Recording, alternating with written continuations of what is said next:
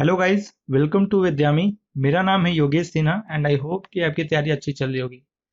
तो आज का हमारा लेक्चर रहेगा ईएससी क्वेश्चंस, जो कि बिल्कुल बेसिक कॉन्सेप्ट्स पे होंगे। ठीक है, टोटल हम 12 क्वेश्चन करने वाले हैं। इस प्रीवियस ईयर के जितने भी ईएससी क्वेश्चंस होंगे जो कि बिल्कुल इंपॉर्टेंट हैं, तो उससे हम टोटल 12 क्वेश्चन करेंगे, जिसमें से हर लेक्चर हम 3 क्वेश्चन करने वाले हैं। टोटल 4 लेक्चर होंगे जो कि बिल्कुल ईएससी के होंगे। ठीक है, तो आज हमारा ये पार्ट 1 होगा। क्वेश्चन को फोड़ेंगे और एग्जाम में ना छोड़ेंगे। इसी के साथ हम क्वेश्चंस को शुरू करते हैं।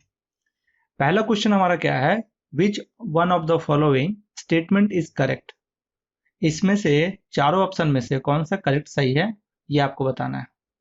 ईएससी 2004 में आया था। आपको ये सर्किट देखना है और बताना है सर्किट को देख के कि ये कौन सा होगा।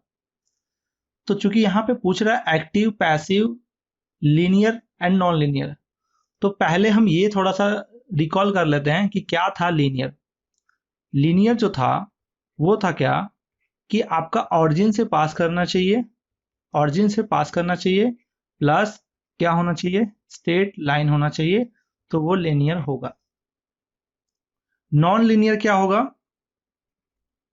नॉन लीनियर क्या होगा, अगर इसमें से कोई भी एक फॉलो नहीं करता है या फिर दोनों फॉलो नहीं करता है, तो उस कंडीशन में क्या होगा, नॉन लीनियर। एक्टिव और पैसिव में क्या था, एक्टिव में मैंने बताया था कि जो पावर को क्या करे, डिलीवर करे, जो पावर को क्या करे, डिलीवर करे। ठीक है, तो वो क्या होगा, आपका एक्टिव होगा। अगर जो ना करे वो क्या होगा,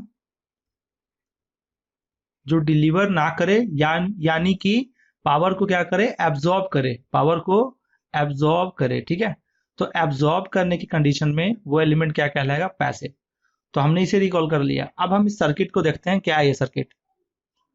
सर्किट में आपको दिख रहा है कि बहुत सारे रेसिस्टेंस है, ये है, मतलब 2 रेसिस्टेंस है और 2 वोल्टेज सोर्स है।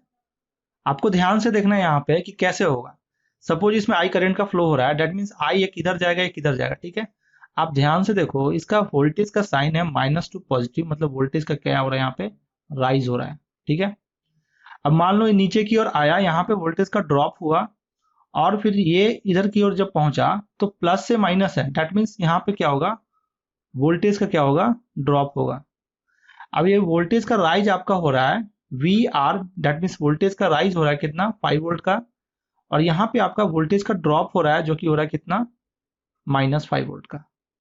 जब टोटल का समेशन हम करेंगे, ये टोटल का समेशन अगर हम करते हैं, तो आपका कितना होगा, V R plus V D is equal to 5 - 5 is equal to 0। मतलब ओवरऑल इसमें करंट फ्लो हो ही नहीं रहा है, क्योंकि जितना 5 वोल्ट का यहाँ पे वोल्टेज है, उतना माइनस यहाँ पे हो जा रहा है। जब वोल्टेज ही 0 है तो करंट कहाँ से फ्लो होगा, डेट मीन्स यहाँ पे आपका कोई ना पावर डिलीवर कर रहा है और ना ही कोई एब्जॉर्ब कर रहा है। डेट मीन्स ये तो पक्का हो गया कि ये जो सर्किट है, ये सर्किट आपका क्या है, पैसिव है। पैसिव है मतलब ये एक्टिव नहीं है, क्यों, क्योंकि ये पावर को डिलीवर नहीं कर रहा है। डेट मीन्स ये क्या है, पैसिव है। अब लीनियर एंड नॉन लीनियर, तो यहाँ पे आप देख रहे हैं कि रेसिस्टेंस ये भी है और ये भी आपका 2 ओम जो है वो रेसिस्टेंस है। तो आपको मैंने बताया था एग्जाम्पल में, जब मैंने पढ़ाया था क्लासिफिकेशन ऑफ एलिमेंट, तो उसमें मैंने बताया था कि जो रेसिस्टेंस होता है वो हमेशा क्या होता है, लीनियर होता है। सिर्फ रेसिस्टेंस ही नहीं, कैपेसिटर, इंडक्टर भी आपका क्या होता है, लीनियर होता है। बट यहाँ पे डायोड अगर हो तो वो क्या होता है, आपका नॉन लीनियर होता है। ठीक है, तो यहां से आपका ये क्वेश्चन बन गया, ये आपका पैसिव है और लीनियर है, तो कौन सा आंसर होगा आपका, ये वाला। नेक्स्ट क्वेश्चन की तरफ बढ़ते हैं। क्वेश्चन नंबर 2 है, in the circuit zone when is the power absorbed by the 1 ohm resistor maximum. ये जो 1 ओम का रेसिस्टर है, ये मैक्सिमम कब होगा, कब मैक्सिमम पावर एब्जॉर्ब करेगा। सो हम पावर एब्जॉर्ब की जब बात कर रहे हैं, तो पावर एब्जॉर्ब का मतलब कि V² अपॉन R हो सकता है। ठीक है, और भी फॉर्मूले हैं जो कि V is equal to P is equal to V into I, या फिर P is equal to I² into R, but यहाँ पे हमें इससे काम चल जाएगा। यहाँ रेसिस्टेंस फिक्स है जो कि 1 ओम का है, आपको दिख रहा है। दैट मीन्स यहाँ पावर जो एब्जॉर्ब कर रहा है, यहाँ पे 1 ओम का जो रेसिस्टेंस है वो पावर एब्जॉर्ब करेगा कुछ इस तरीके से, ठीक है। अब यानी कि ये जो पावर है वो बिल्कुल V पे डिपेंड करेगा और आपको V चेक करना है कि V कब ज्यादा होगा या कम होगा। आपको यहाँ दिख रहा है कि डायरेक्टली प्रोपोर्शनल है। दैट मीन्स अगर वोल्टेज जितना ही ज्यादा होगा उतना ही ज्यादा ये पावर को एब्जॉर्ब करेगा। दैट मीन्स ये नोड और ये नोड के बीच का जो वोल्टेज होगा वो आपका मैक्सिमम होना चाहिए। इसको हम अगर रेफरेंस वोल्टेज मान लेते हैं, दैट मीन्स 0 वोल्ट यहां मान लेते हैं, तो यहां हमको सिर्फ वोल्टेज निकालना है। आप यहाँ पे देखिए कि आर पे डिपेंड कर, ये जो ऑप्शन है आपको यहाँ पे आर आपको बताना है, ठीक है। तो यहाँ आर जो है, ये चारों आर का वैल्यू में से कौन सा आर अगर हम चेंज करें जिससे हमारी वोल्टेज मैक्सिमम होगा। आप खुद बताओ कि ये आर कितना होना चाहिए। यहाँ पे आपका 0 वोल्ट, इसके वजह से ये जो है यहाँ पे 0 वोल्ट है और इस पॉइंट पे आपका कितना पॉजिटिव है, दैट मीन 6 वोल्ट का यहाँ पे वोल्टेज है। अगर ये एलिमेंट बिल्कुल हो ही ना, ये रेसिस्टर हो ही ना, मतलब बिल्कुल शॉर्टेड हो, तो आप कह सकते हैं कि 6 वोल्ट यहाँ भी होगा और यहाँ भी कितना होगा, 6 वोल्ट। दैट मीन्स ये रेसिस्टेंस जितना कम हो, जितना ज्यादा कम हो उतना बढ़िया, क्योंकि अगर ज्यादा ये होगा तो वोल्टेज का यहाँ पे ड्रॉप होगा, यहाँ वोल्टेज का क्या होगा, ड्रॉप होगा। इसलिए हमें इस रेसिस्टर का वैल्यू बहुत ही कम रखना है, जितना मिनिमाइज हो सके उतना कम रखना है, जिससे वोल्टेज का बिल्कुल ड्रॉप ना हो और ये 6 वोल्ट का 6 वोल्ट यहाँ पे आ जाए। तो वो कब होगा, जब ये रेसिस्टर हो ही ना, that means R is equal to 0 ohm हो, ठीक है। समझ गए होंगे। तो इसमें आपका आंसर कौन सा होगा, ये वाला होगा, ठीक है। ESC के 2008 में आया था। ओके, नेक्स्ट क्वेश्चन की तरफ बढ़ते हैं, जो कि क्वेश्चन नंबर 3 है। Which is the value of I for the below shown circuit. ये जो आपका सर्किट है, इसमें आई का वैल्यू निकालना है, इसका निकालना है। अगर वी का वैल्यू यानी कि ये वाला आपको दिया हुआ है 2 वोल्ट, कैसे निकालेंगे सोचो आप। ESC के 2009 में क्वेश्चन आए थे। क्या कर सकते हैं यहाँ पे, अगर इसके अक्रॉस वोल्टेज V है, दैट मीन्स यहां पे हम करंट निकाल सकते हैं। क्या करंट का डायरेक्शन हम इधर मानते हैं, क्यों, क्योंकि रेसिस्टर है तो ये पॉजिटिव में एंटर करेगा और निगेटिव से बाहर निकलेगा, तभी तो पावर एब्जॉर्ब करेगा। तो यहाँ पे हम अगर करंट निकाल लेते हैं, मान लो ये I1 है, तो इसका करंट का वैल्यू क्या होगा, कैसे निकालेंगे। वोल्टेज का वैल्यू आपका 2 वोल्ट है और रेसिस्टर का वैल्यू 2 ओम है, तो 2/2 I is equal to 2/2 V/R is equal to 1 ampere. तो यहां आपका करंट आ गया 1 एम्पियर। अब इसमें यानी कि करंट कितना फ्लो हो रहा है, 1 एम्पियर का करंट फ्लो हो रहा है, क्योंकि ये सीरीज में है, दैट मीन्स 1 एम्पियर का यहाँ भी करंट फ्लो हो रहा है। जब इसमें 1 एम्पियर का करंट फ्लो हो रहा है, दैट मीन्स इसमें वोल्टेज का ड्रॉप कितना होगा, यहाँ पे वोल्टेज का ड्रॉप कितना होगा। तो V is equal to I into R, that means 1 into 1 is equal to कितना होगा, 1 वोल्ट। यानी इसके अक्रॉस आपका 2 वोल्ट है और इसके अक्रॉस आपका 1 वोल्ट है।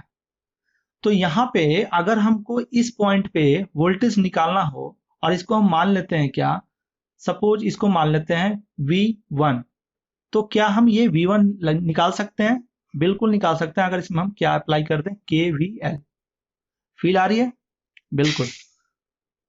तो V1 माइनस क्या होगा, यहाँ पे जब केवीएल आपको इधर से इधर की ओर लगाएंगे तो क्या होगा, -2 पॉजिटिव, दैट मीन्स वोल्टेज का राइज, ठीक है। तो कितना होगा, V1 माइनस यहाँ पे कितना होगा, 1 वोल्ट है और यहाँ पे कितना होगा, 2 is equal to 0, that means V1 is equal to 3 volt. इसके अक्रॉस आपका जो वोल्टेज है प्लस माइनस, ये आपका 3 वोल्ट आ चुका है।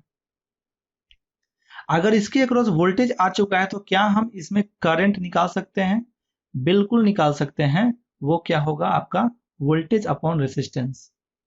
सो वोल्टेज आपका 3 वोल्ट अभी आपने निकाला, यहां से V1 is equal to voltage, that means 3 volt upon resistance का वैल्यू है 1 ओम।